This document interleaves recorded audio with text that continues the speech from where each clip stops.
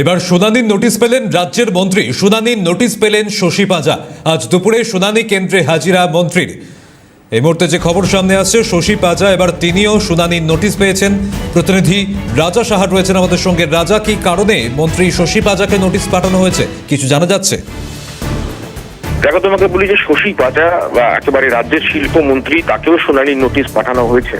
আমরা শশী পাঁজার সঙ্গে কথা বলেছিলাম। তিনি যেমনটা জানিয়েছেন যে 2002 সালের যে ভোটার তালিকা, সেখানেও তার নাম ছিল, কিন্তু তারপরও তাকে কেন ডেকে পাঠানো হয়েছে তিনি নিজেও বুঝতে পারছেন না। আজকে দুপুরবেলায় 2টোর সময় তিনি কেশব একাডেমি, তার যে ভোট কেন্দ্র, সেখানেই শুনানি হবে। সেই কেশব একাডেমিতে শশী পাঁজা পৌঁছবেন এবং সেখানে গিয়ে তিনি তার যা ডকুমেন্টেশন দরকার, নথি দরকার, সেই নথি জমা দেবেন।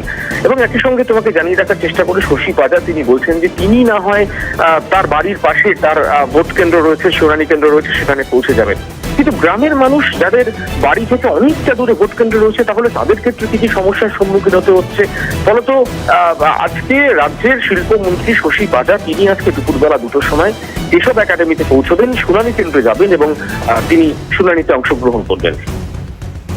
সঙ্গে থাকো রাজা, আপনাদের শোনাবো মন্ত্রী শশী পাঁজা কি বলছেন তিনি। আড়াইটা লিখেছে, কিন্তু আমি এখন উন্নয়নের প্রচারে 2টোর সময় যাব।